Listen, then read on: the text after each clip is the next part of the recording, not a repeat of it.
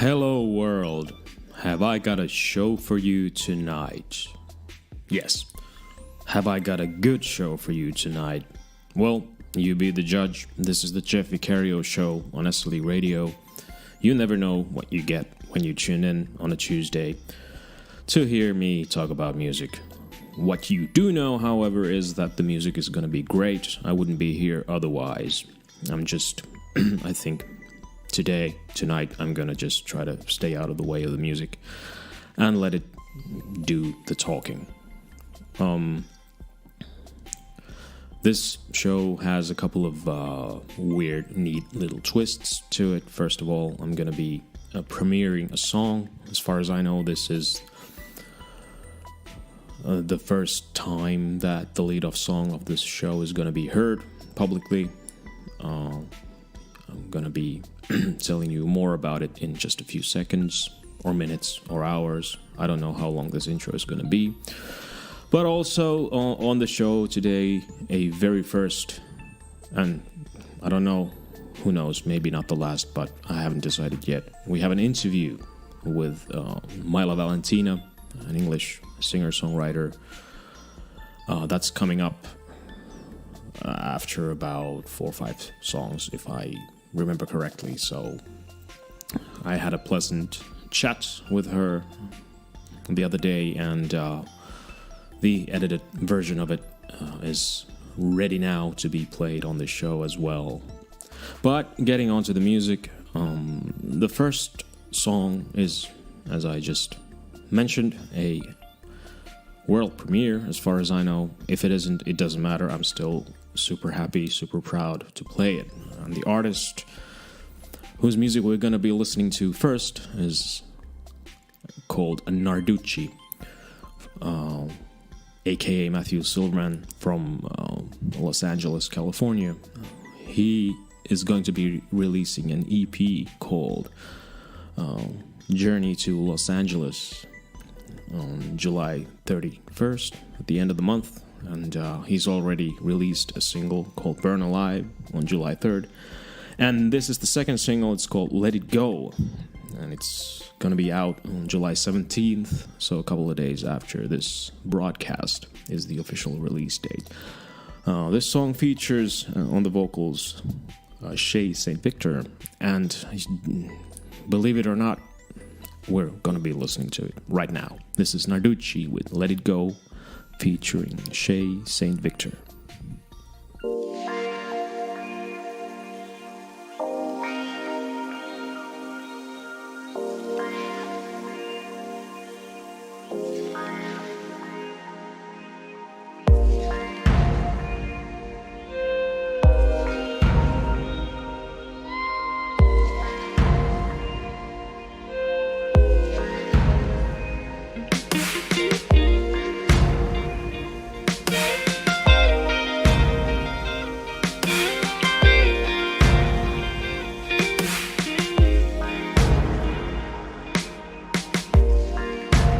Thinking about forever.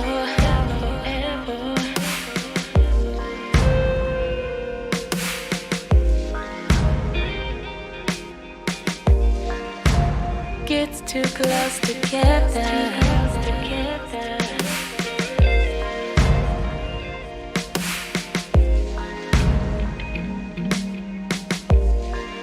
It ain't optional.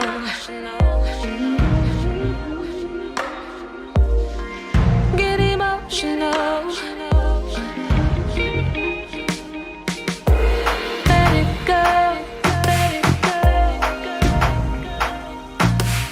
Why be alone? Why be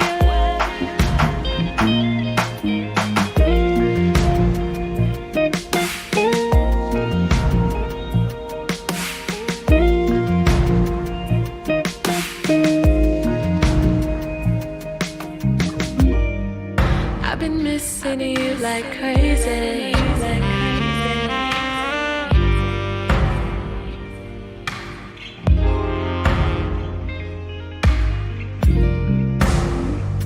You feel the same way.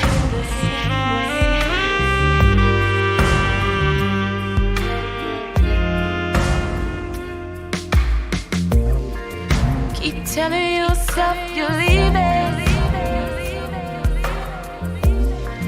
All your lies you've been believing. Let it go, let it go. Why be alone? Why be alone, baby? Let it go, let it go. Why be alone? Why be alone? I don't wanna be alone. Let it go, let it go. Why be alone? Why be alone?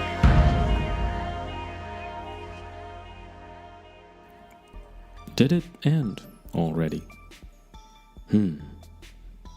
I could have done with some more of that.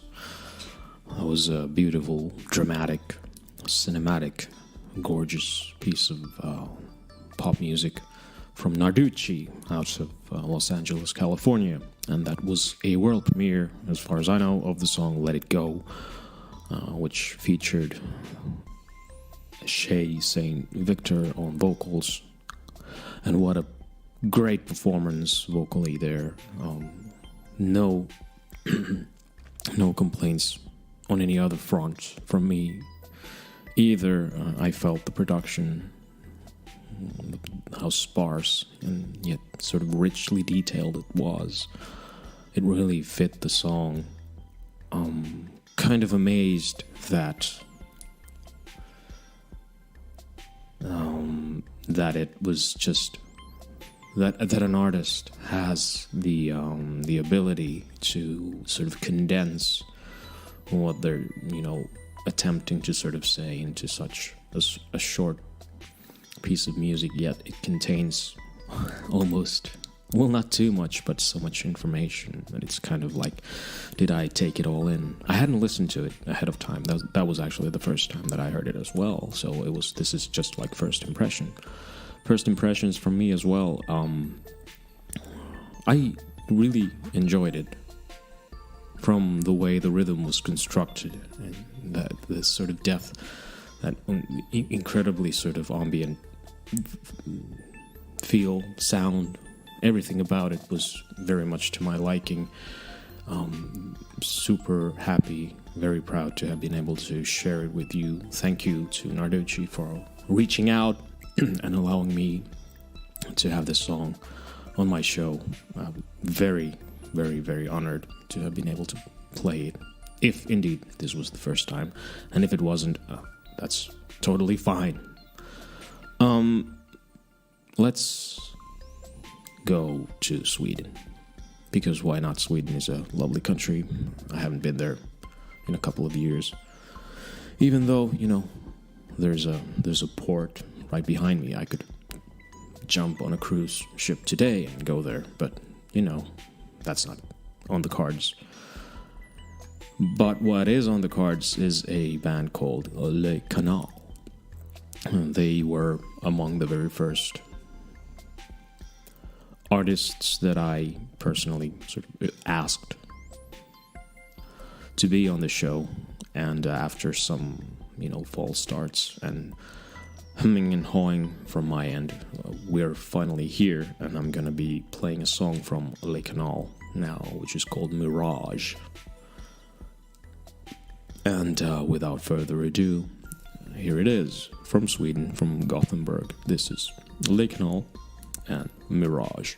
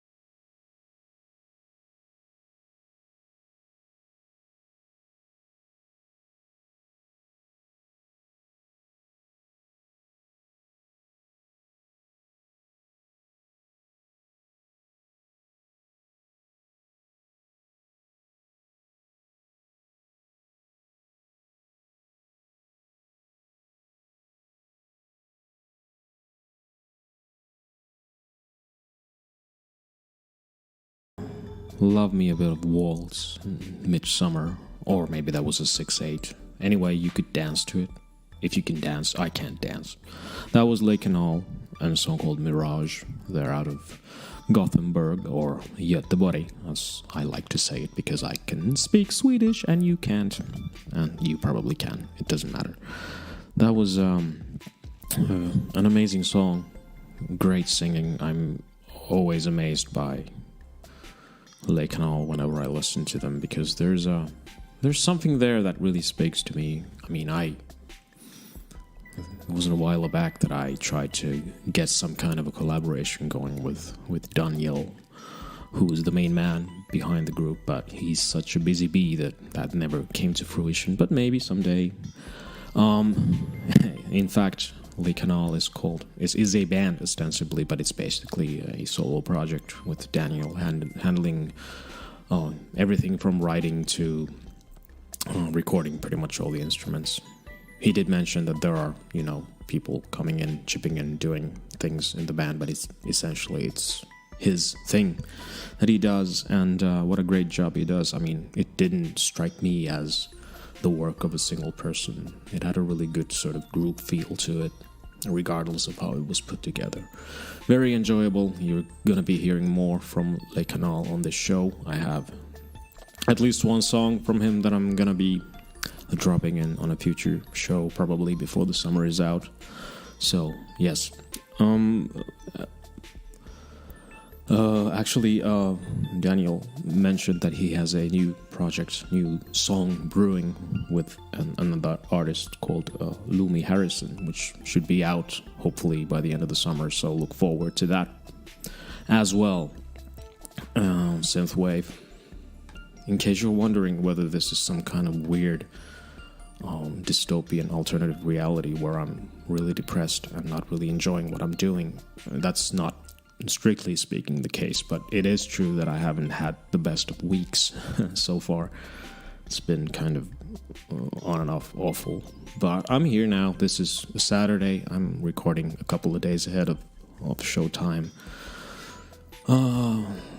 Some Twitter anger dealing with that kind of burst out yesterday. I'm not happy with myself. You should never tweet when you're angry. The US president that guy doesn't have any emotions. He's a fucking lizard. Sorry, I swore. I shouldn't do that. This is a clean show. This is a clean Jeff Vicartio show. Anyway, Synthwave. I have played Synthwave on just about every episode. What's an episode? Maybe that's like an application you can download from somewhere. On every episode, I've had at least one Synthwave artist. In fact, I've even collaborated with a couple during 2020, which has been a whole lot of fun. Not my usual bag in terms of how songs are put together or how they kind of end up sounding like, but I do love me some synthwave. And another guy or artist, I always make the assumption that it's a guy. It could easily be completely different. It could be a llama, what do I know? But I made a joke. Anyway, the next artist is called Basphlem, and I got a song from him, this artist, which is called Pre-Workout, and it's pretty amazing, and let's just listen to it now, and then maybe I'll be able to form a coherent sentence or two about it afterwards. This accent is called Finglish. It is a combination of every and all English accents that I've ever heard in my life, combined with the fact that I'm Finnish. There you go. This is Basphlem with a song called Pre-Workout.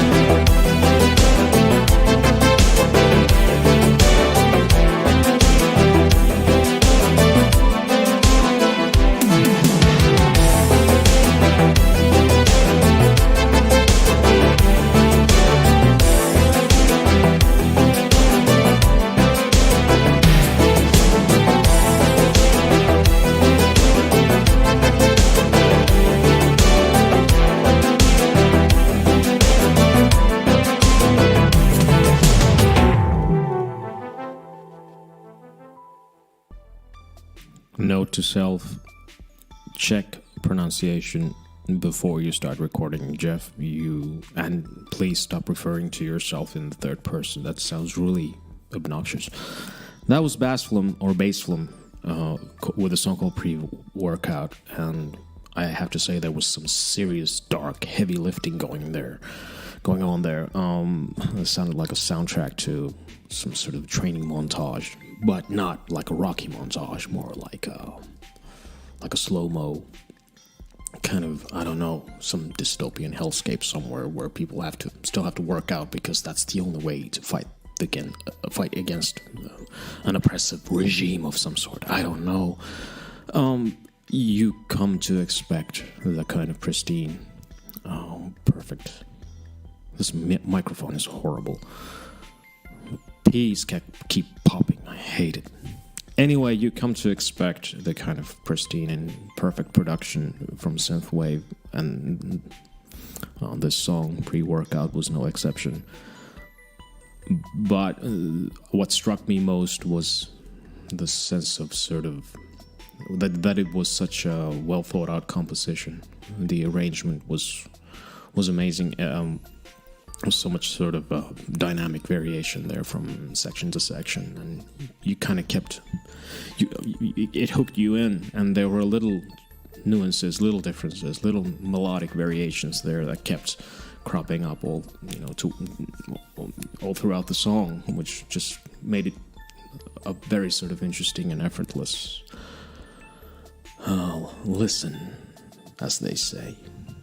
That was the first synthwave song on the show, the Jeff Vicartio Show on SLE Radio.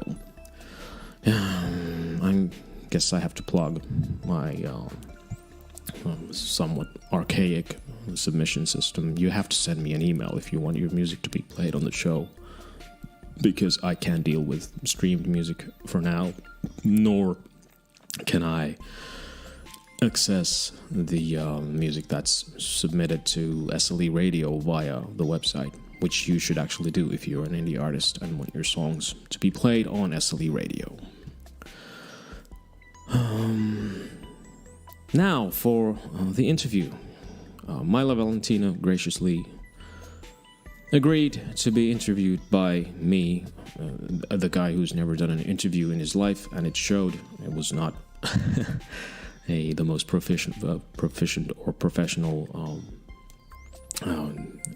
thing I've ever done in my life, but it was a fun kind of thing to try to see whether it works. It turned out really good, but that was not because of me. That was because Myla is such a great person to interview, very talented, very gracious, very fun, very erudite and thoughtful and all those things. But above all, I can't even speak. Above all, a great human being and a very talented songwriter and singer in her own right.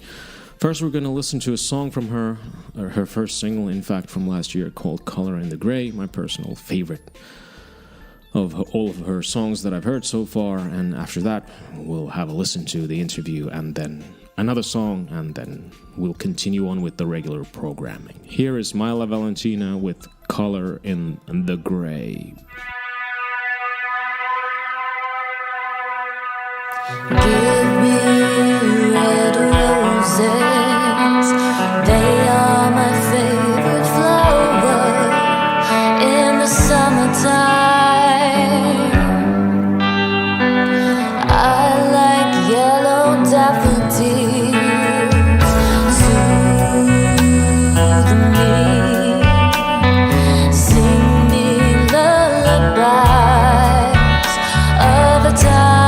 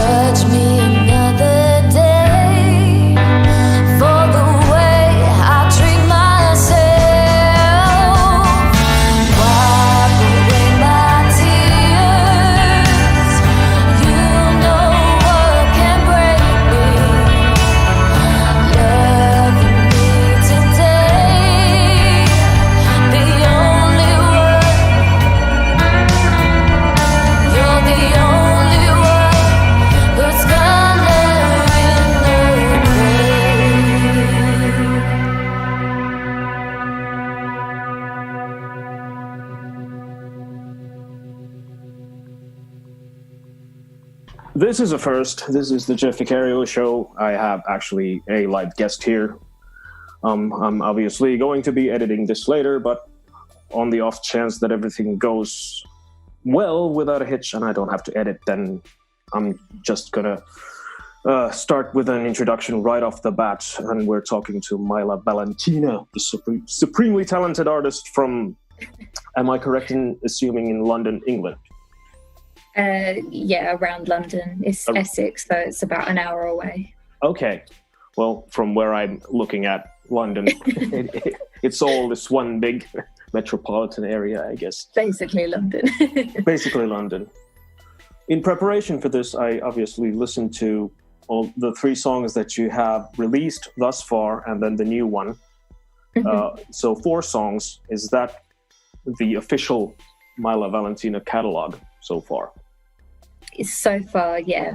I'm going to try and release some more music at the end of the year, maybe an EP, but right now it's just 4 singles.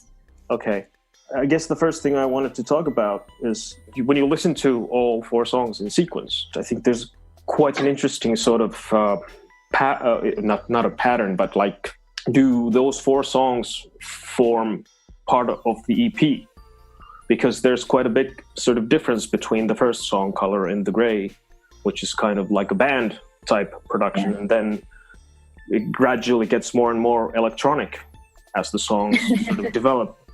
Is that a reflection of who you are as an artist, showing different sides, or are you kind of still looking for the perfect, I don't know, style or whatever? I think the first 4 were experimenting. I think with the new one, Freedom, that's going to be more what the EP will sound like. Okay. The first 2 were produced by Chris Hobart. He's a really great producer that I know locally. Okay. And we were just experimenting with what I was writing and what he can create. And then with I'ma Do Me, that one was sort of an experiment, because I think with that one I was trying to make a song of what other people would probably want to hear. Okay. And it wasn't really what I wanted to do. And then when I wrote Freedom, that was more of the sound that I was going for, I think. That's kind of how I heard it, because to me, because I thought sort of Color in the Gray was my favorite song of the 3 that I initially listened to. And then it was an interesting thing. My notes were like, okay, this is a band sound, real drums, guitars, and then comes Pills with more electronic styles, but the guitar is still there. Then comes I'ma Do Me, which is like, okay, no guitars, what's going on here? And it's all completely electronic. And then the Freedom thing, which to me was like, I wrote down that it naturally sort of pairs with Color in the Gray, because to my ears, it kind of, and in terms of the way it was written, I mean, it kind of matched that song the best, which I thought was really interesting, because I was kind of wondering whether you were going in that more sort of fully electronic direction. But, and in fact, the 3rd song was the one that felt like the odd one out. Yeah, definitely. I think with that song, it was just more of like, I was trying to find a hit. So maybe that people would like enjoy it and stuff, but it didn't really feel, I mean, the lyrics still was something that I went through a long time ago, but it still wasn't something that just felt authentic. It was just more like a party song. But with the other songs, it was more something that I actually, want to send a message, and just something a bit more rocky and that's true to me, instead of the electronic pop kind of thing.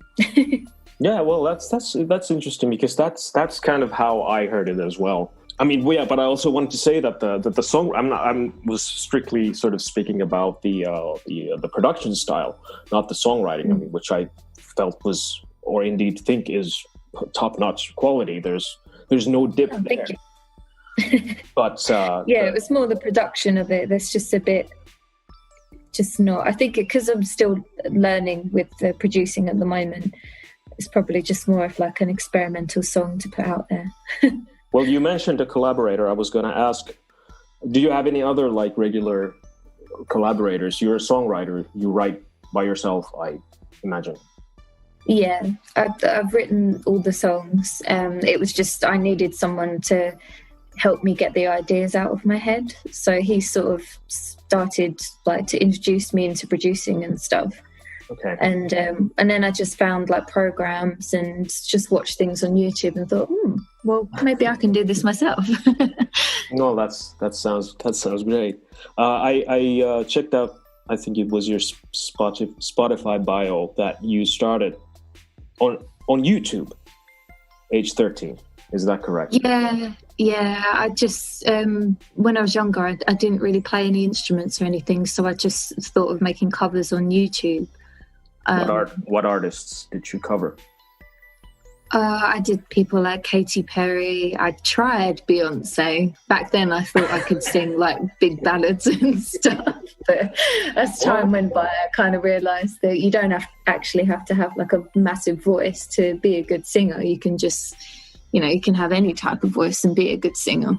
I watched a brief clip, I think it was an Instagram video with just you and a guitar.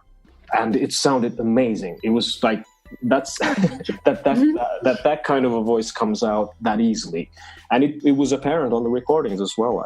I felt that this is a person who has a voice and is sort of knows what it is. I don't know if I'm making any sense here, but no, you are. It's only been like the recent years, I would say, that I've only found my own voice. I used to try and be like so many other different artists and thinking that's what other people wanted to hear all the time. But then, my partner was just like, well, you need to just be you and have your own voice. And then that's what will make it more authentic and more real. So that's when I decided, right, okay, I'm going to go see a vocal coach and sort this out. Really? So you've taken lessons? Yeah, I've always been on and off with vocal coaching because I think with the voice, it's like an instrument. You have to keep on training and keeping it up. It's just like a muscle as well, so you have to keep it in good health and everything as well. Otherwise, you can damage it in ways that sometimes you can't get back from. Well, yeah, plenty of examples of that from especially the sort of rock world. These old rock dudes like David Coverdale and whatnot who've completely destroyed their voices by never bothering to learn to sing properly. Instead of just doing it the way you're supposed to, they would strain the muscles in the throat and basically just tear it to shreds, and there you go. Oh yeah, especially with like screaming and having the raspiness, because there is a technique where you can do that without doing the damage, but I think it's actually quite hard. If it doesn't come naturally, then I think it's quite hard to learn. But you definitely got to do it properly, otherwise you could just lose your whole voice. So I realize you play guitar. Is that your main writing tool, instrument of choice, or do you use other means to get your music out? Sometimes I use the piano. I mean, I'm not great at playing the piano or guitar at all. I'm still learning in that sector as well, but sometimes I use the piano and just do a few notes on there, and then the lyrics just seem to sort of flow. So I could have 2 or 3 notes, and then it just sort of all comes out. Do you take long to write a single song? Usually it's just a moment of inspiration. Where I used to live, I had a bath, and I'd get in the bath, and that's when my mind would just calm down, and then all of a sudden a song would come out, and I'd just get my phone out and write down all these lyrics that are just coming out in my head, because I know how it would sound in my head. So then I'd just write it out, and then, or sometimes I could just be strumming the guitar or, practicing on the piano and stuff, and then I hear a note, and then a whole song and idea will just come out. I don't know, I've always been a bit weird like that. No, well, it kind of, I think it comes across in the songs that they're very sort of, especially I think the latest one, Freedom, it sounded like it sort of arrived, and here it is, a pure moment of inspiration. That may be also a function of the way it's produced, because I really, really loved how sparse the production was. One of the things that I kept thinking in my head was that it would be so easy to overproduce this kind of a song, but you sort of rein it in and keep it sort of almost minimalistic, which I thought was marvelous and kind of courageous. Oh, that's good. That's really good. I'm glad it comes across that way. Yeah. Doing producing, it's you do listen back to the song, and then you start picking at it and thinking, even the smallest things can just bother you with it. It's so hard because you don't hear it how someone else hears it. So it's good to hear that feedback that it sounds authentic to you, because that is how I wanted the production to come across. The lyrics on every song, they sound very deeply personal. And now that you told me how you come up with lyrical ideas, I would assume that is indeed correct. Yeah. That they are from real life and things that are important to you, not just words strung into sentences for no apparent reason.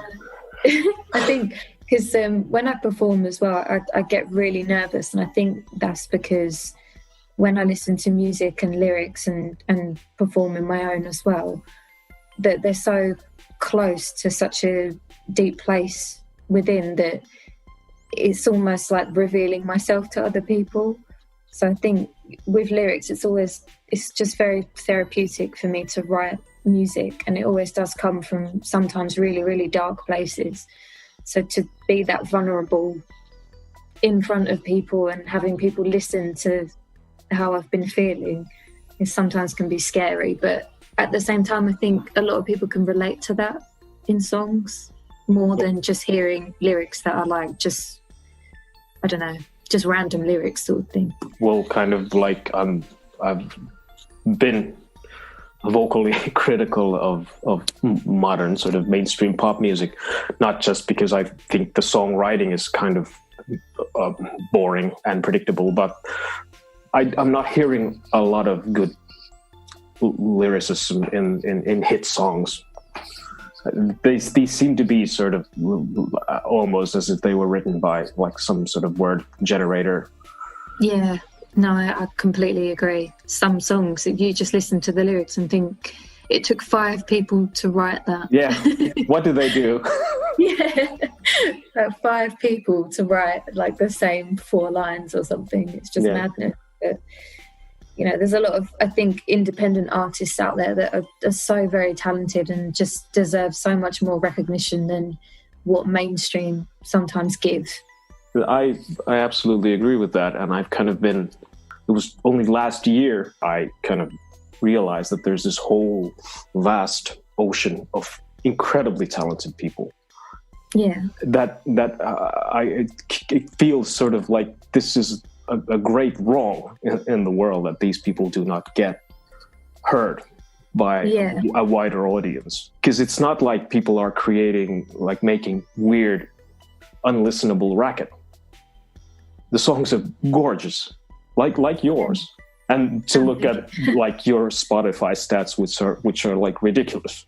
I don't have an explanation for that, but it feels wrong.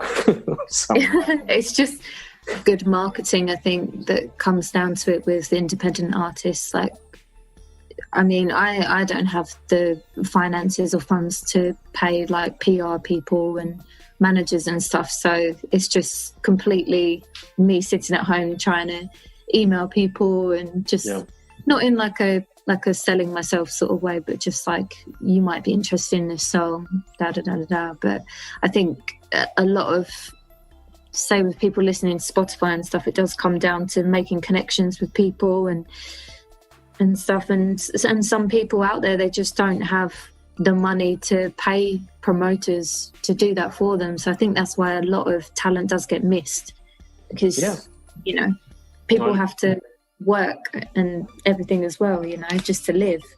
Yeah, I think it's kind of almost mind-boggling to think how much more the big players in the music industry, the big labels, and could do if they wanted to.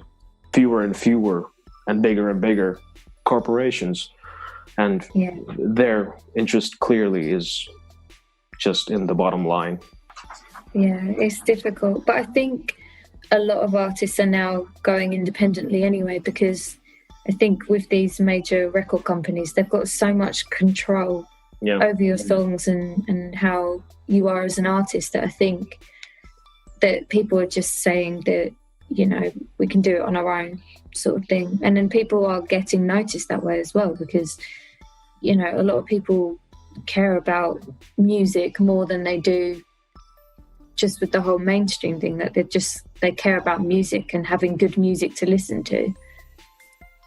Another feature of the indie scene seems to be the group of organizations or persons who try to make money from, you know, pay to play or pay for promotion, those types of schemes. I'm probably correct in assuming that you get plenty of those. Give us 20 quid and we'll do this, or give us, you know, however much money and we'll do this. Like your Spotify for £50, £100 and stuff, but I just don't have the finances to do that. And also I kind of feel like it's not really about sort of promoting yourself in that way. Like I want authentic fans who like my music and can relate to it. I don't want fans for the sake of fans, if that makes sense. Absolutely. That's exactly my take on it as well. I wouldn't do anything just for the sake of having a hit. Well, I don't know. That's never going to happen to me. So it's easy for me to make these proclamations. You never know. Look at Susan Boyle. She made it, man. She yeah. Factor. Yeah. She's an international superstar. So you're never too old. Yeah, that's very true. That's very true. And sometimes really weird things happen. You never know what happens. You mentioned that you also perform live. Yeah, I do. Well, before not now, probably. The corona. Yeah. What's the scene like over there, as far as like being able to do gigs? It's quite busy.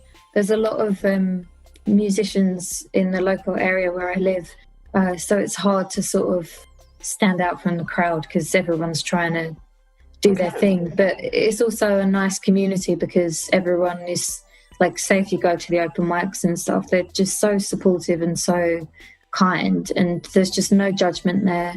Like even if a person got up and sang and they couldn't sing one note, there's just no judgment. There's just well done for getting up there. Well, that sounds incredibly good, because that's sometimes you need that little you work up the courage to go up there and fail, and then you can bounce back from that.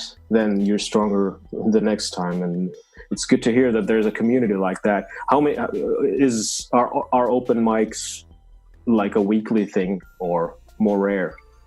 Do you have venues that arrange that sort of stuff? Yeah, there's loads of pubs and bars, and there's even places that are like dedicated to music for people to come and perform. I think because where I live, it's like an old town. Okay. They do like mini festivals and stuff where everyone gets together and everyone performs live music, and yeah, it's just a great community down. And we're by the seaside as well, so everyone loves going to like a beer garden and listening to live music and stuff. So let's talk about the new song for a bit, because that was kind of part of the reason why we're having this interview now. It's part of an EP. Is that song going to be on it, Freedom? I think so, yeah. I think it sounds like all the other ones that I have lined up, so I think I'm just going to smack it on there. So you mentioned that it would come out this year. Do you have any idea when? I want to bring it out around Halloween, because I like Halloween, and I think Do you have a Halloween themed song then?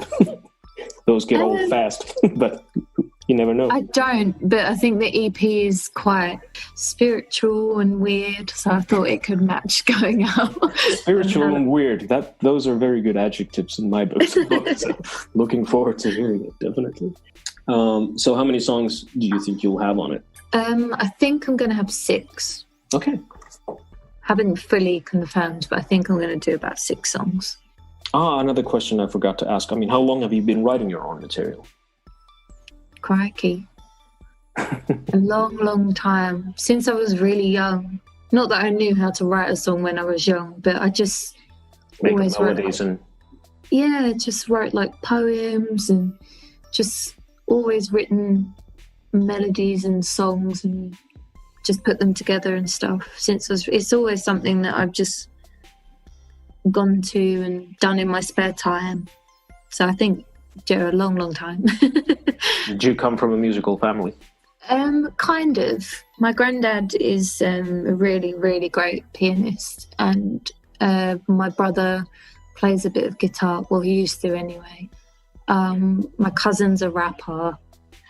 Yeah, my parents, they love music as well. Like, they love every genre. So growing up, we were listening from things to Queen to Pavarotti to just so many different genres. So I think me and my 2 brothers both just have really like a wide variety of music that we like. So I think that comes in handy when you are a songwriter, because it just gives you more of a spectrum to sort of work with when you're writing songs. And You mentioned Queen, you mentioned Pavarotti, some great singers there, Freddie Mercury and Pavarotti as well. Love Freddie Mercury. So what other favorite singers would you like to mention that you maybe wanted to emulate when you were younger? Or I mean, oh my God, there's so many. I love Etta James. She's just so fierce and just has such a powerful voice. Okay. I've always loved Etta James. Aretha Franklin, I love her. Oh, classic. And then I grew up with Beyonce as well. She became like a massive influence. Cool, there's loads. There's Linkin Park. Linkin Park? Yeah, I love Linkin Park. That was a surprise. They were one of my favourite bands. They were a great band. They really, I remember well when Hybrid Theory came out and I heard it. And I was kind of prepared to hate it because I knew it had something to do with rap metal. But those guys had songs. And the lead singer was so good. Yeah, he was amazing. I would have loved to have seen them live. Yeah, would have absolutely loved it. I so wanted to hate them, but I wasn't able to fully loathe them. But yeah, there's so many influences that I have. Well, many. I think it comes across in your songwriting, I think, but in a pleasant way, because I don't think you sound like anybody that I've ever heard. I just always tried to like belt out songs that I couldn't really sing, and just always tried to have like the biggest, best voice. And then he just told me one day that, you know, when you just sing normally, subtly, that it just sounds so nice. And like no one had ever really said that before. So then when I started going down that route of discovering that voice, I feel like it's just working for me a bit better than trying to be the biggest singer ever sort of thing. I think it's good to keep it simple when you're like editing your voice as well, because when you go to sing live, you don't want to like disappoint people, because they're hearing like this amazing auto-tuned thing in the song, and then they hear you live and then they might be a bit like, oh, she can't sing.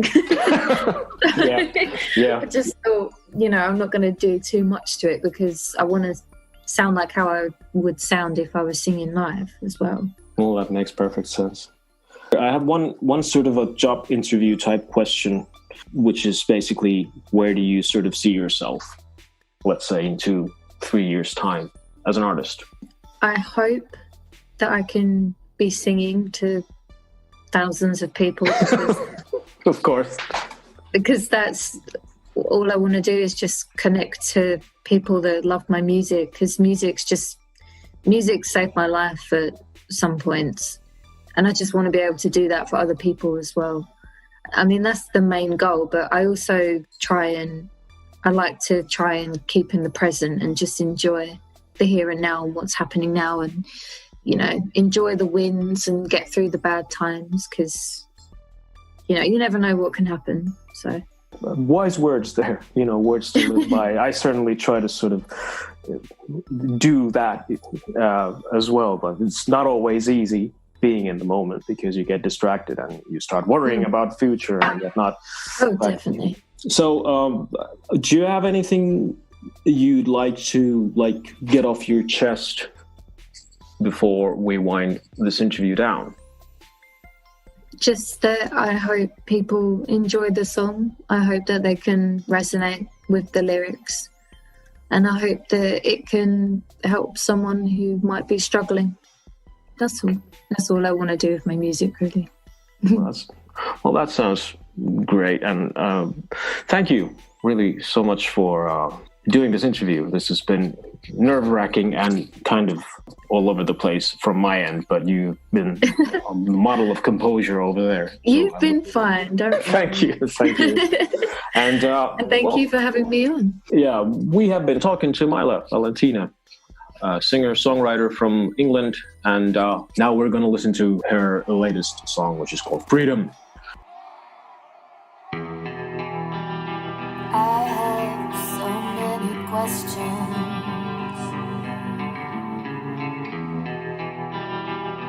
I want to ask. enterprise.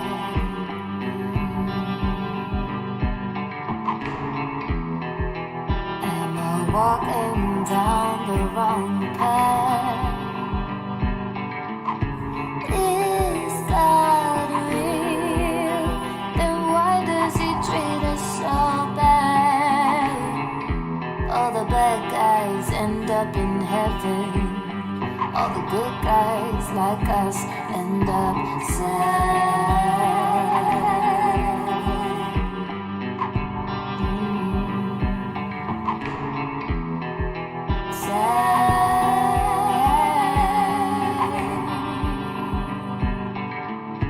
Tell me where I'm going wrong. I believe, that's why I keep holding on.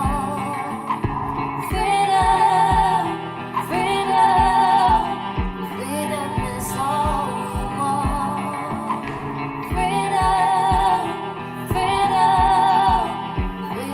is all we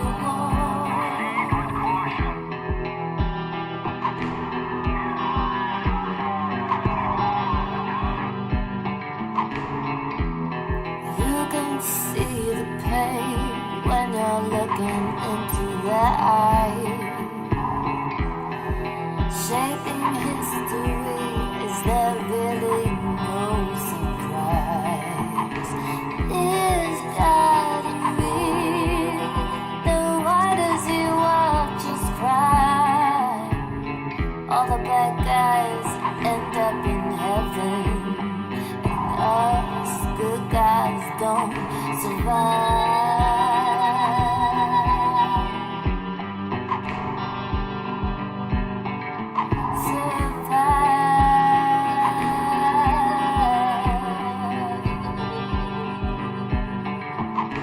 Tell me where I'm going wrong. I believe, that's why I keep holding on.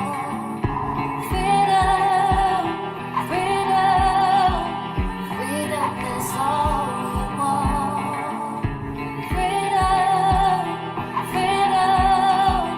Freedom is all we want. Put your hands together and pray. Life won't always be this way. We will continue this fight as long as we have our rights. I know that some are scared, 'cause life can be cruel and unfair.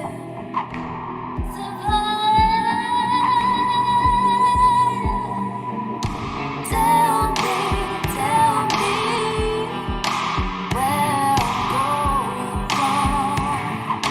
I believe, that's why I keep holding on. Freedom is all we want. Freedom is all we want. It's freedom is all we want. It's freedom is all we want.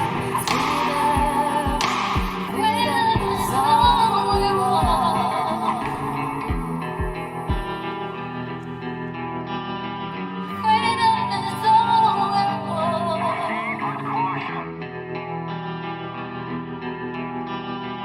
Freedom is all we want.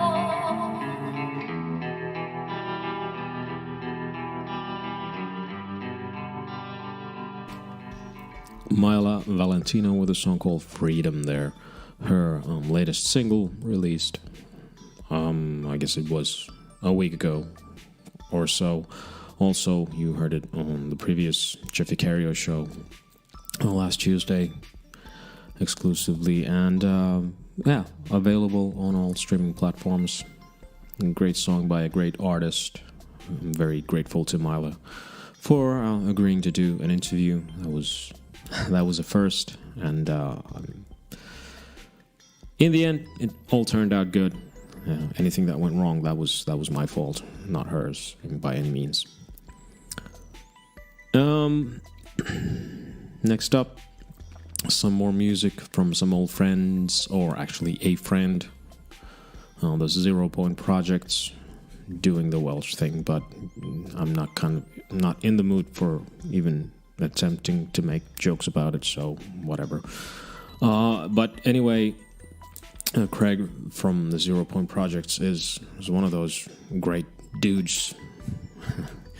You know, always there for, you know, not just for all the great music that he makes, but, you know, he's one of those great human beings that you encounter in life. You know, just always sort of good virtual company, and never happier than like when I get to present great music from great people, friends, or, you know, even if they're not friends, what does it matter? This show is all about the music. You can just, you know, skip the in-between stuff. The song is called, and I have received very precise pronunciation directions and as to how to pronounce this, because I tend to mangle it. Where is it? It's called 1337. Did that go okay? Now, Craig, you can send me the hit squad you promised to send if I'm mispronounced. If I don't return after this song, it means I'm dead. You don't mess with the Welsh Mafia. This is the Zeropoint Projects. Okay, it's pronounced 1337.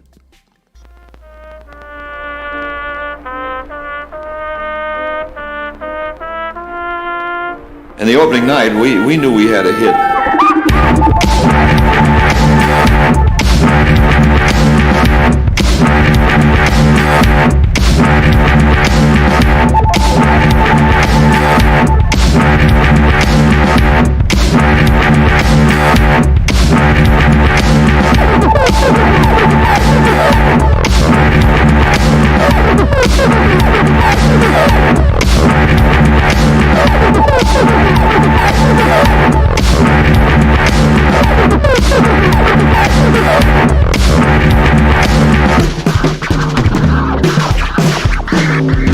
And they will listen. They either like it or they don't like it.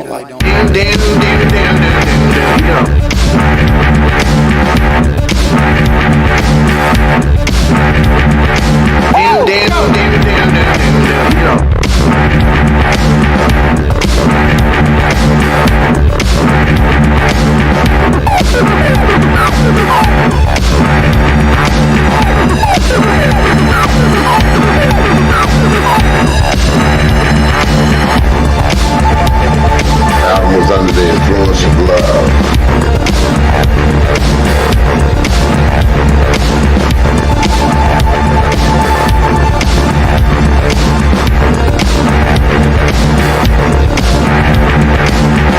I would not allow that. Short but sweet. Well, not even sweet. Short but kind of prickly and awesome. That was the new single from the Zeropoint Projects, and it was called The 1st of March, 1937. I don't know what happened then. Maybe Craig was born then.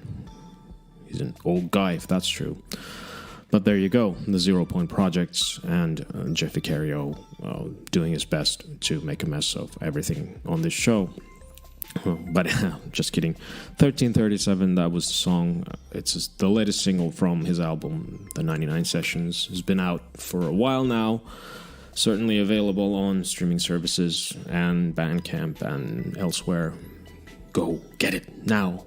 It's a great album. I'm on it too, but that's not a reason to buy it. My buddy Joey from Limbocast and elsewhere is also on it, by the way, on a song. So, you know, some nice features there. But on the whole, that's Mr. Zero doing his thing, the ambient big beat overlord, as I, call him when I genuflect every day on his altar. Oh, anyway, this has been one of those shows, I think maybe the first show I've ever done where I continually, seriously kind of doubt whether I should even be doing this, but, Sometimes this is the best one, though, that one can do. Well, my apologies to all the artists who have received this rather less than enthusiastic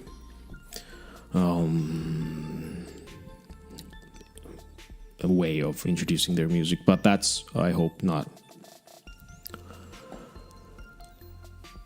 that bad in the end. I mean, it's just life, whatever.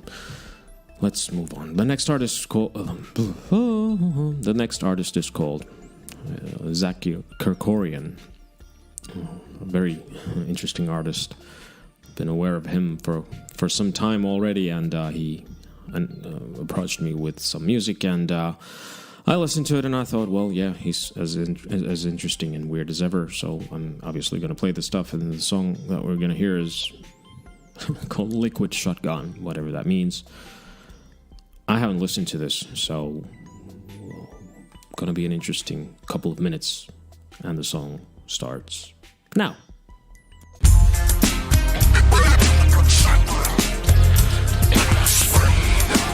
Oh yeah.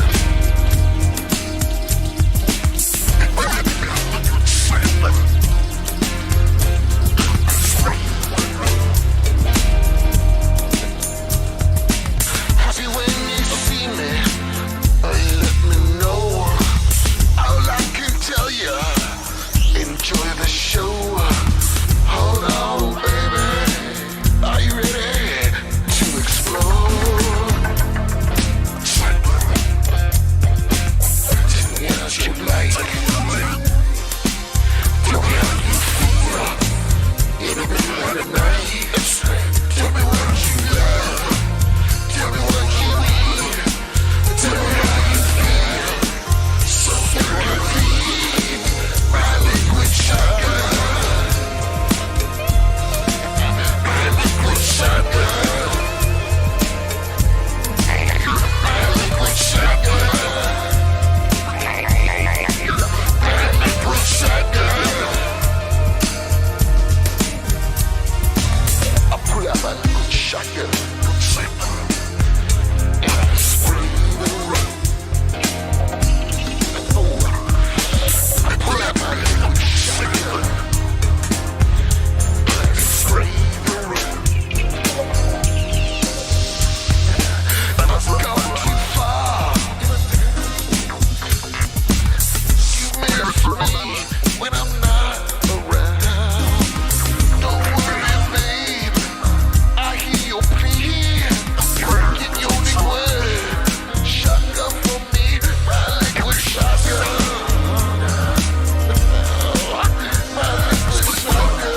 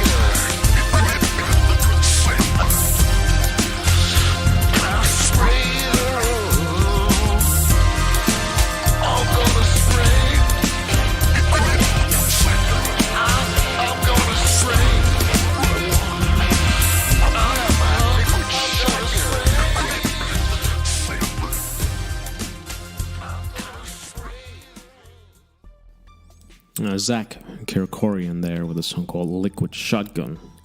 That was kind of weird, as weirdly compelling as I don't know, Captain Beefheart or someone. This is the first thing that sprung to mind when I listened to it.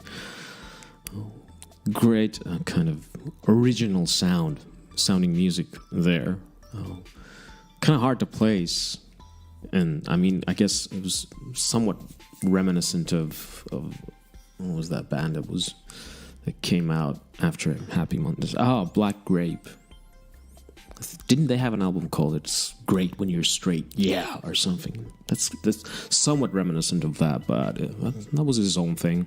I like Zach's music. I've heard it before, and that was a very good sort of a nice sort of reminder that you should probably listen to him a little bit more often.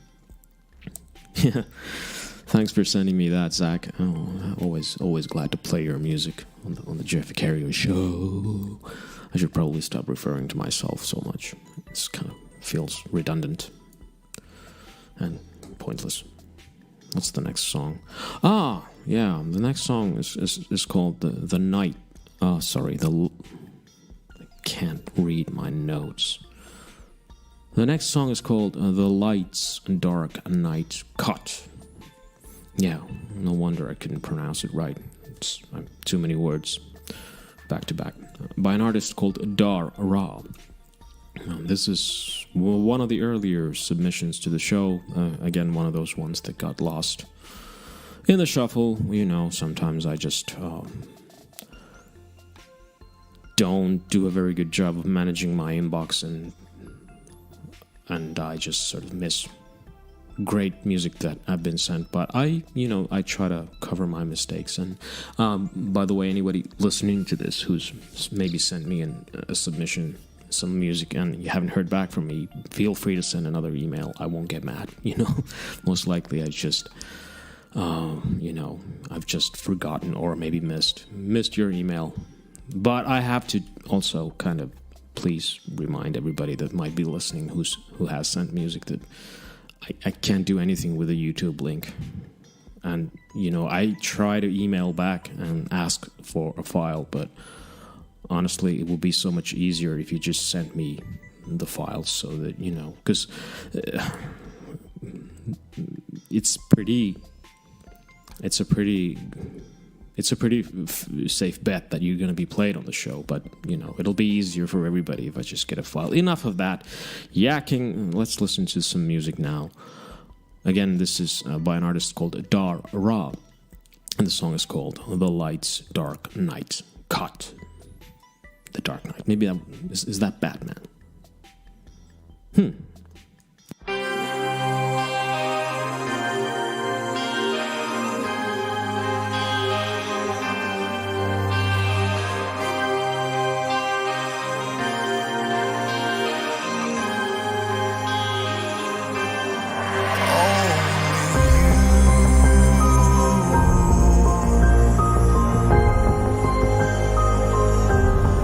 Make the stars shine.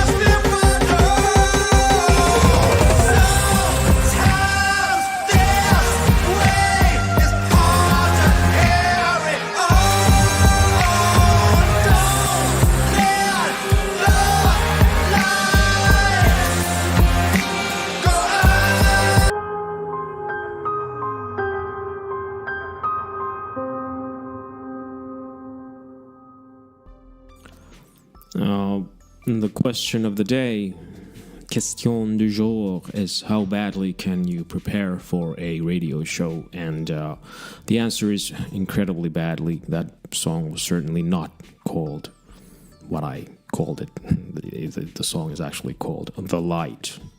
And the rest of it is it was a Dark Knight remix.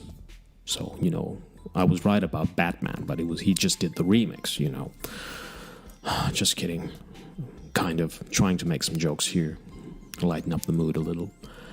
That was let me just reiterate that song was indeed called The Light. It was by Dar.Ra, and it was from his EP, which is called New Kind of Normal. It came out last year.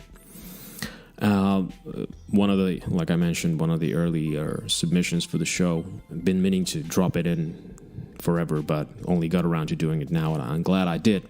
There's hasn't been too much of that sort of super dramatic, well put together sort of pop music where the artist is utterly unafraid to go big, and that's what you got to do with a song like that. I don't even really have reference points for you know, I can't compare that with an artist really.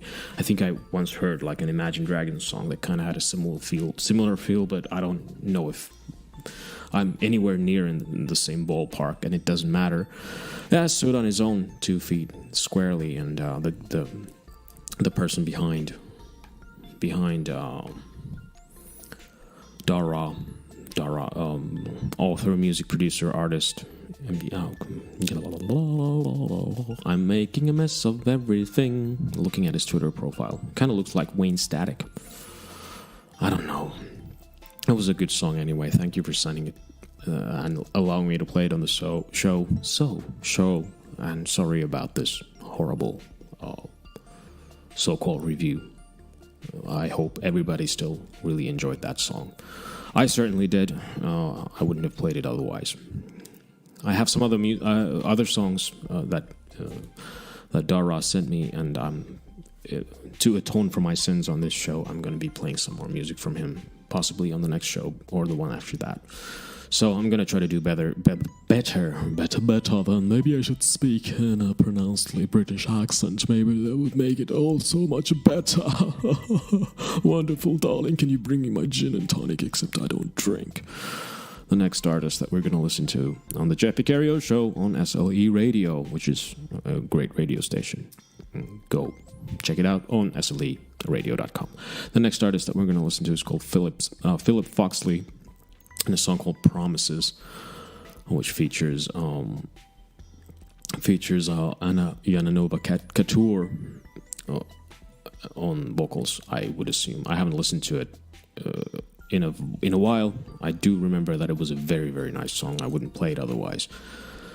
But allow me to check those details while the song plays, and then I'll try to come up with something coherent. Word du jour on the Jeff Vicartio Show. Phillip Foxley with Promises, featuring Yanova Cattoor.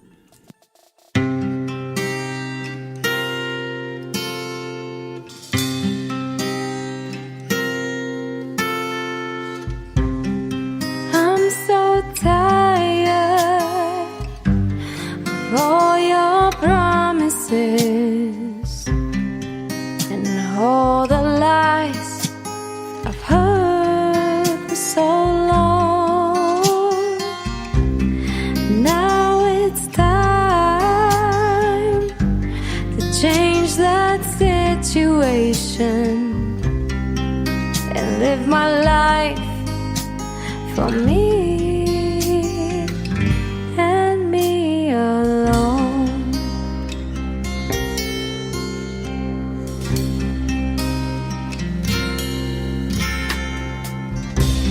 I seem to spend all my days waiting around for you. You never call or turn up on time. You always let me down. I make excuses for you.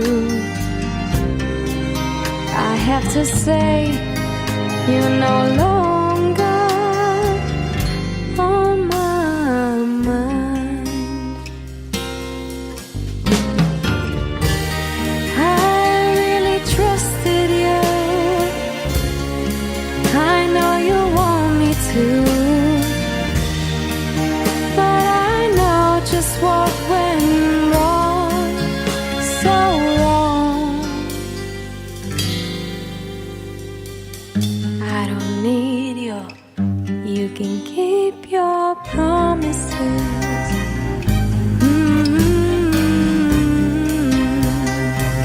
Your promises. I'm better off alone. Keep your promises. Ooh, I'm better off alone.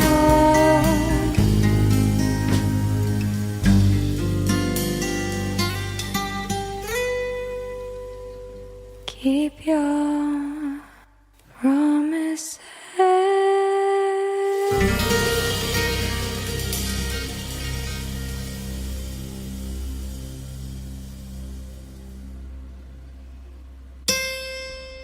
I don't play a game of favorites on the show, but without a question, that was my favorite song thus far on the show. I had forgotten quite what a brilliant piece of music it was. Yes, that was Phillip Foxley with a song called Promises. Some nice, pleasant echoes of like Kate Bush around the time of her first record, which is about as high praise as there is as far as I'm concerned, you know, when it comes to references. But the song was its own thing, you know.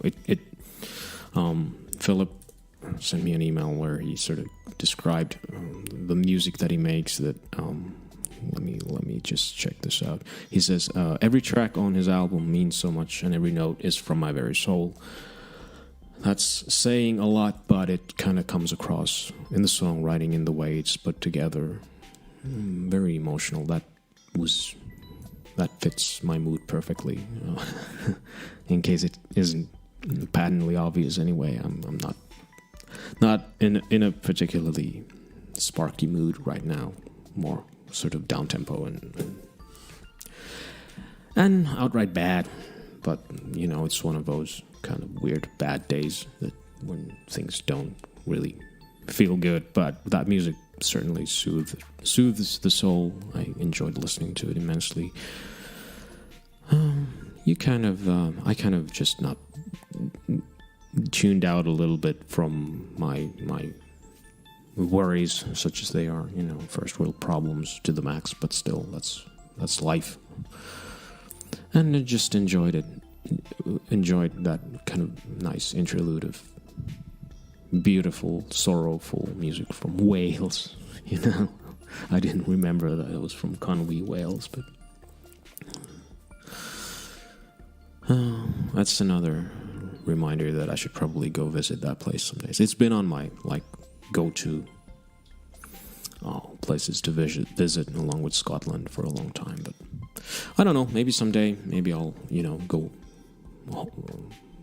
see the sights when, you know, if and when. I don't know. That was, anyway, Phillip Foxley. Thank you for sending me your music. I absolutely loved it. It was so great to, you know, also share it with anybody, you know, both of my listeners. and yeah, I look forward to playing more music from you in the future. I have more songs from you. I haven't forgotten, and I'm gonna return to them and drop some more stuff on forthcoming shows. And the singer again was incredible, Yanova Cattoor. Look her up, because that voice was golden, mellow gold, to quote Beck. We're gonna I don't know, maybe have a little bit of a change of pace now. We have a song from a band called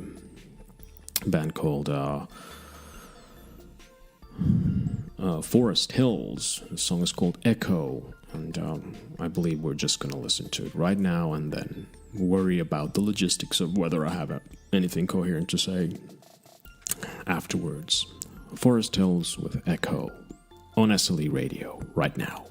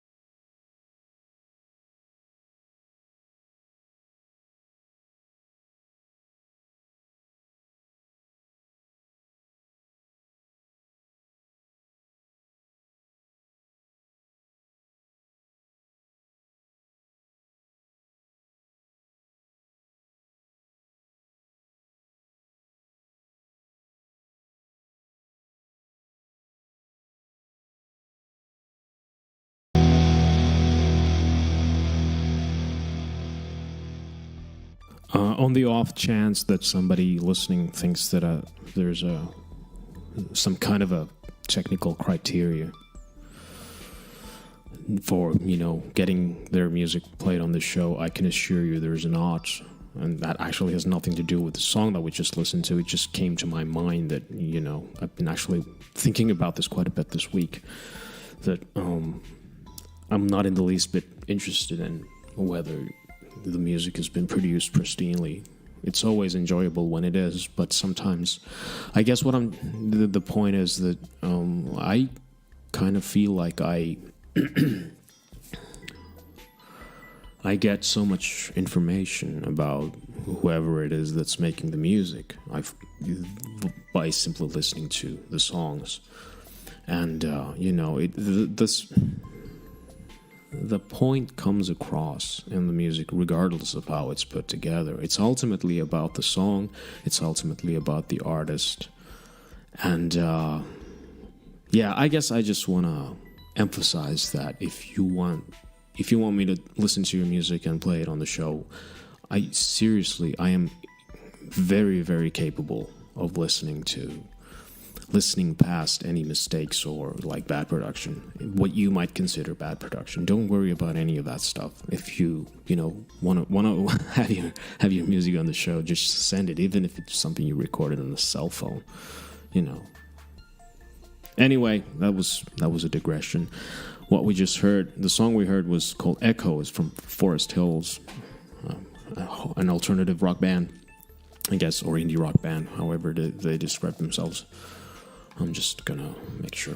Independent rock band from New York City, New York, USA, featuring singer Zero Surico and a drummer called Jack Burton. I liked it very, very much. It was a bit wobbly. It was a bit all over the place in terms of the way it was played. But however, to me, the intent behind the song, it sort of rang pure. You know, it had.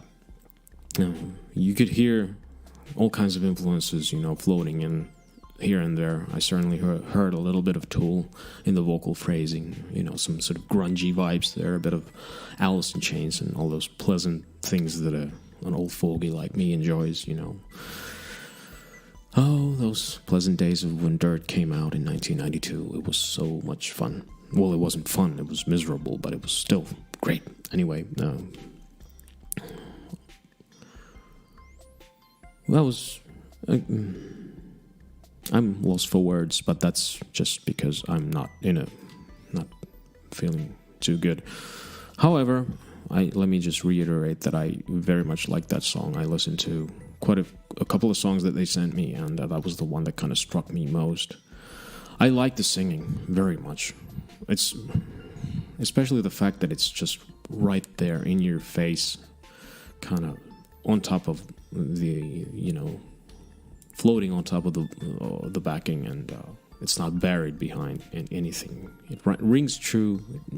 There's an honesty there that I really, really enjoyed, and on the whole, a very, very good song. And I hope to hear more from Forest Hills in the future, and most likely, since if I remember correctly, I have more songs from them. I'm probably going to play some more music from them on future shows, depending on whether I still have a gig next week, because this is not going well.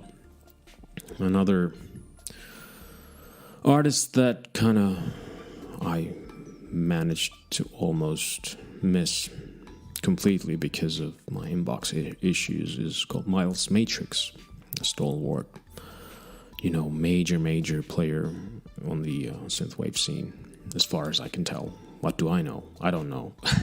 But he sent me an EPK and a download code for Bandcamp, which I was forever grateful for, and realized that it had been like over a month that he sent me this. And so I thought, I'm going to have to put him on pretty quickly, because I felt really dumb for not noticing that he'd sent me some music from his I think this is his latest release, which is called French Riviera, and it's really nice, mellow, sort of summery release. I listened to it the other day, and I was kind of torn between a couple of songs that I wanted to play, but I picked this one, which just felt right somehow, and seeing as it's been super rainy and miserable here in Helsinki, Finland today, it kind of fits the overall vibe.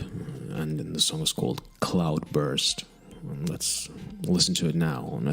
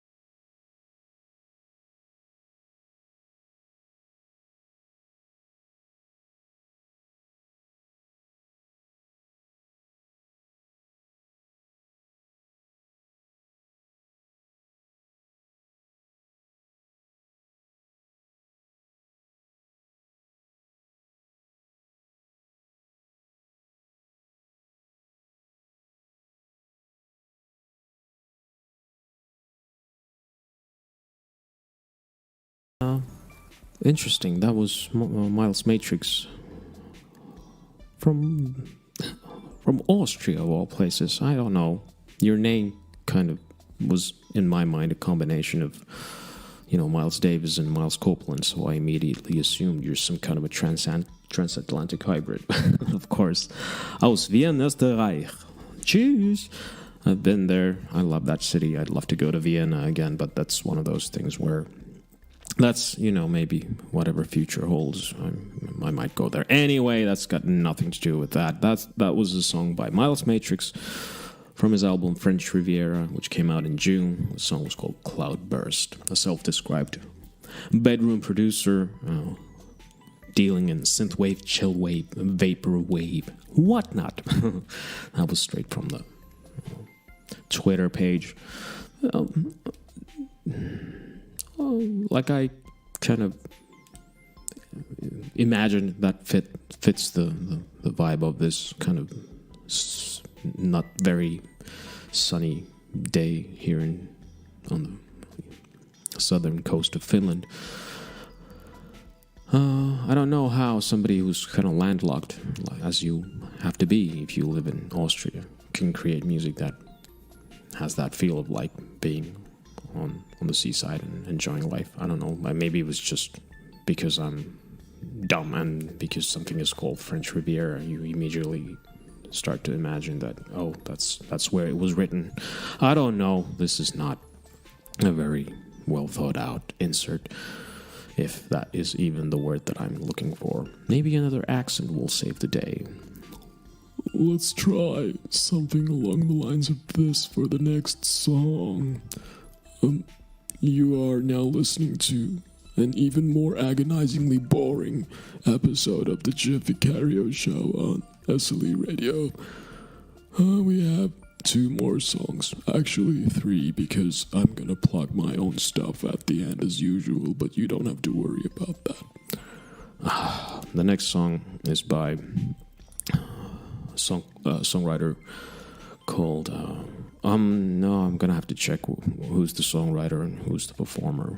I've written down, this song is called I Don't Mean To. It's by Andy Stern, and Greg Blackman is either, I guess, the songwriter, but I'm gonna figure out which way it was as the song plays, so I can kind of again try to fix things after the fact. After I've already made a mess of them, then I'm gonna try to fix it. The song is called I Don't Mean To. I loved it, and that's why we're gonna listen to it right now. Very, very good singing on this one. Pay close attention to the vocals, because they're that good. I Don't Mean To by Andy Stern, right now.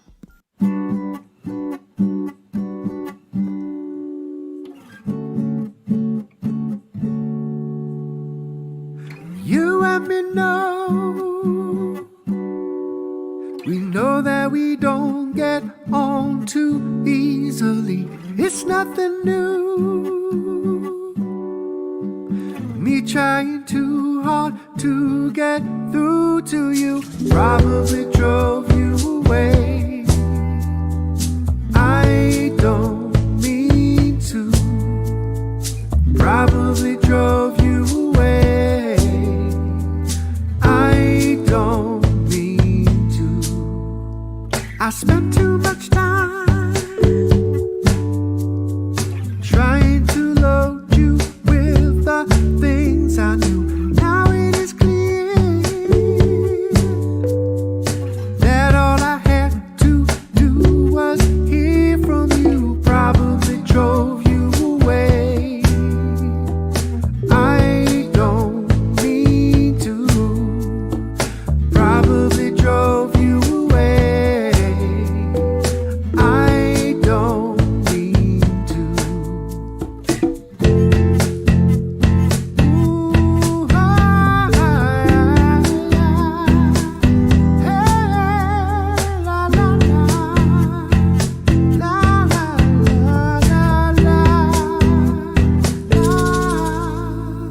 Just give me a chance.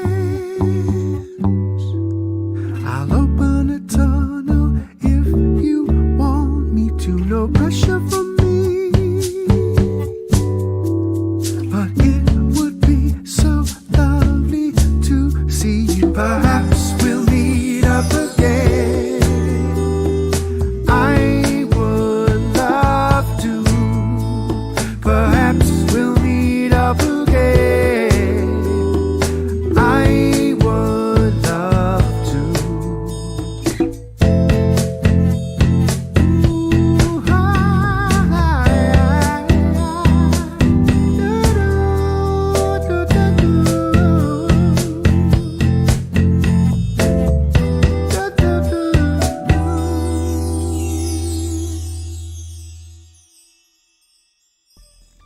Now, what did I tell you about the vocals? I have my facts straight now. The artist was called Andy Stern. He's the songwriter from the UK, and the singer on this song was called Greg Blackman. A great vocalist from the UK as well. A solo artist, has an album out too, so I would definitely be interested in playing your music on the show, Greg. If you happen to be listening to this, I have to be sure to tag you in the tweet when I start promoting this miserable episode. I promise maybe the next... I try to sort of... well, you know, it's one of those things. I was just watching Christopher Hitchens last night, and he made that point of, you know, created sick, commanded to be well. I mean, how can I sort of promise to feel better a week from now? You never know. Anyway, that was a song called I Don't Mean To. I loved it. Let's just get that out of the way. That was so professionally done, so profoundly professionally done. It was like all of the best things about like Steely Dan and the Bee Gees rolled in together, and I loved the vocal phrasing. It was like Barry Gibb, but not so annoyingly nasal. That guy is a great black man.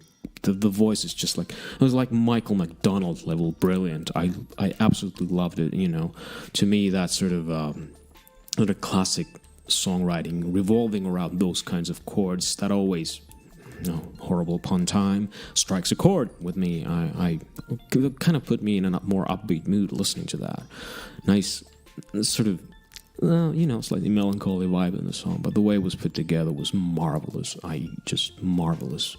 Andy Stern, the songwriter, artist there, what a brilliant talent. I have some more songs from him in my inbox, and rest assured, you're going to be hearing more from him on this show, and I hope absolutely elsewhere. Let me just go off on a tangent again, because that's exactly what all you were waiting for here. I do this show for the same reasons I make music. I love music. There's, believe it or not, even on a miserable day like this, there's nothing I like better, almost literally nothing, than just being by myself, alone, with the music that I'm listening to. And then I can just let that fill my ears, and I can be transported or be confused or be completely scatterbrained and not be able to like pay close attention. Sometimes, admittedly, the songs just sort of flow by because I'm frantically trying to figure out who the artist was, because I don't have a whole lot of time to do prep for these shows. I'm just kind of scrambling to find something to say when the song plays. Anyway, the point is, I do this for the love of music. I genuinely do that, and everybody, you should know this. But in case you don't, I don't charge it, anything. I don't expect, like, indeed, I don't want anything sort of in return for this, because to me, the reward is in the making of the show. After all, why would I do something that I don't enjoy doing in my free time? It's bad enough. Everybody out there who's a musician, not by trade, but by where, it's kind of like a hobby, because you're an indie musician and there's no way to actually make a living out of it. So, this is really, I don't even know what my point was. It's one of those. Well, I mean, let me just comfort you with the fact that the next song is the last song, and we can all hope, all three of us, that the next show will be better, because this has been abysmally bad. But onwards and upwards. Gotta try to stay positive and try to do better next time. We're gonna be listening to another song, one more song.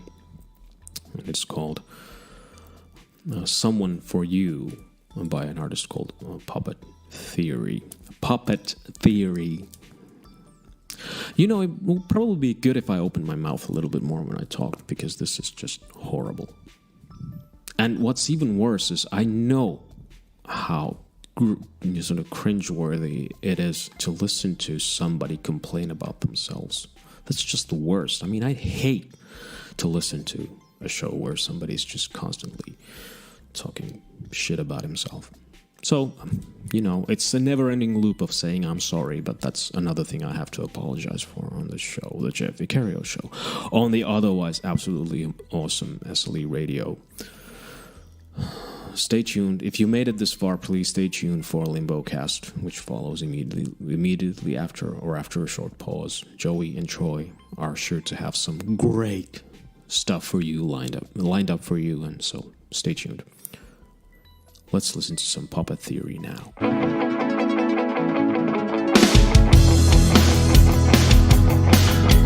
came in like a whirlwind and gave me back my smile. I felt nothing like it. We were wild. You asked me to love you. I showed that I cared. I gave it all, honey. Now I'm scared.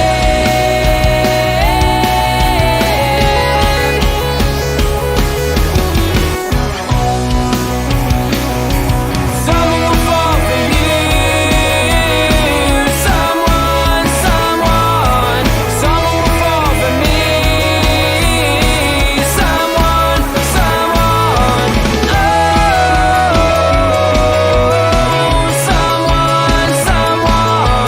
someone will fall for you.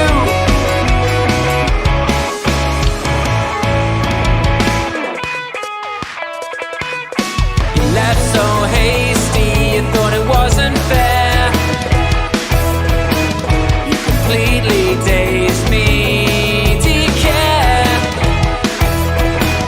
All I did was love you. I said you're the one.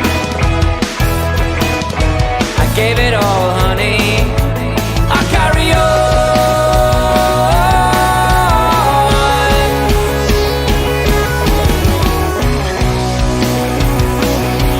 Someone will fall for you.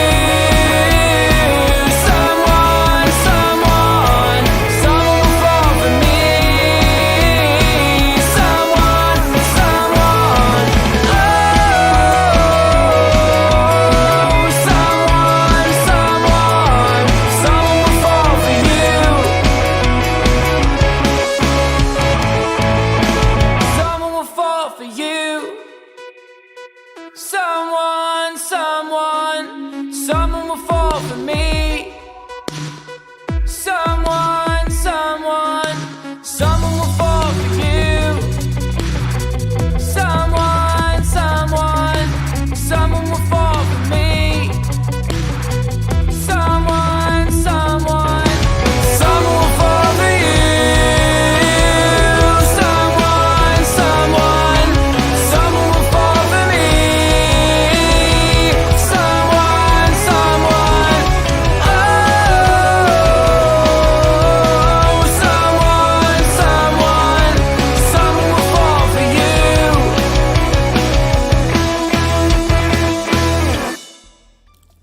you. Puppet Theory there with a song called Someone for You.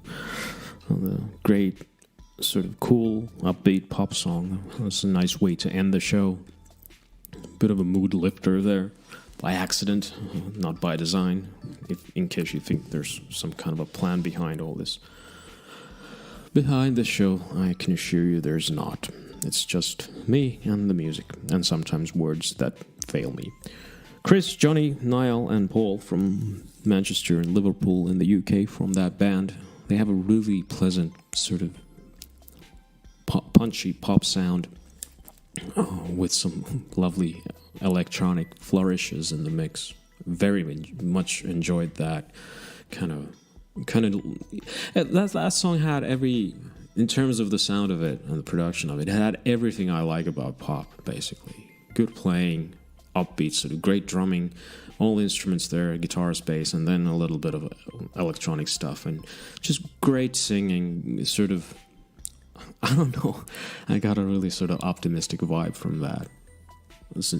again, a pleasant way to end a pleasant note to end this miserable show. I want to thank everybody that sent me music for this episode and all previous episodes and all the songs that are languishing in my inbox. I promise you, I'm gonna go through all of them.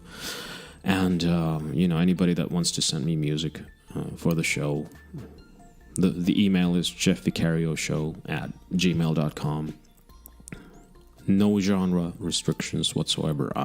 If you've listened to this episode thus far, you'll know that there's no limit to what I will play as long as the music sort of rings true, and that's a hallmark of the indie music scene in my experience, that it does ring true. You can sort of tell that there are real people with real aspirations, communicating their own emotions, or maybe they are not communicating emotions. Maybe they're communicating something else, but it all comes across as very authentic, very real. And I guess I'm just honored and grateful and happy to have been presented with this platform where I can share with the world, such as it is, songs that I personally really enjoy and I feel that deserve a wider audience. But even if nobody listened, I probably would still do this. I'm gonna finish off with a song of my own. I've kind of decided that that's something to do towards the end of the show. So goodbye to everybody who doesn't want to listen to me singing about stuff. I am not insulted in the least if you don't feel like listening to me. My music, I just yesterday, this is Saturday, I think, is it the 11th of July that I'm recording this, I released a new single, Ask Jeff Vicario, on Bandcamp yesterday, and the song's called Mindless. There's no particular reason why I released that song, except that it was the first one that I finished. I'm remixing a catalog of about 10-15 songs that I wrote in late 2019, early 2020, as a forthcoming album on Bandcamp. And this was the first song that I finished. It kind of fits my overall mood in these past few days or weeks, even, where I've been uncharacteristically sort of frustrated and angry at things, which it's not my usual sort of state of being. But I guess that's why this is the song that you're going to listen to now. This is called Mindless, written last December, if I remember correctly, and remixed just a couple of days ago, and now available on Bandcamp. And if you've made it this far, you're going to hear it now. Bye-bye for Jeff. See you next week, or hear you, or feel you.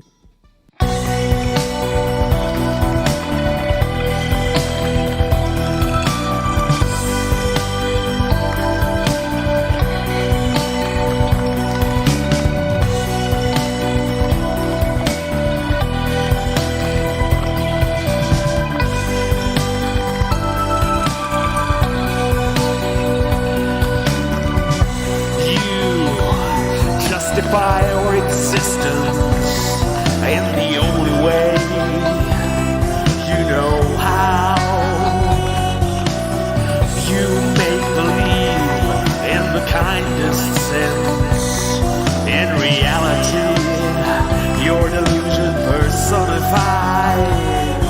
And am I supposed to be a mere bystander in your plunge to oblivion?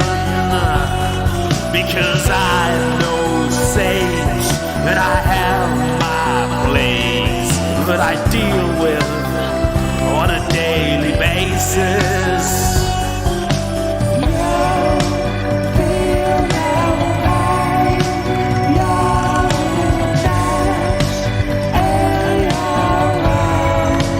Why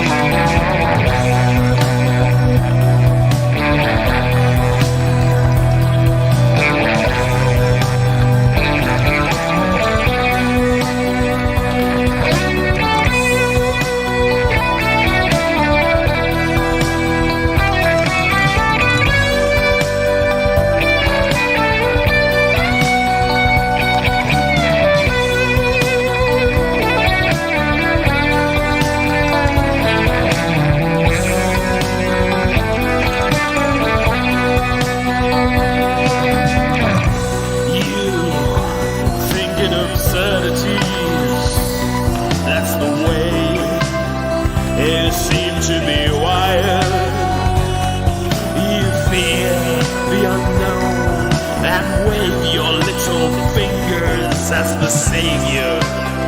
That's the ultimate badass. And I look on in amusement as you repeatedly ram your feet in your mouth. And there's no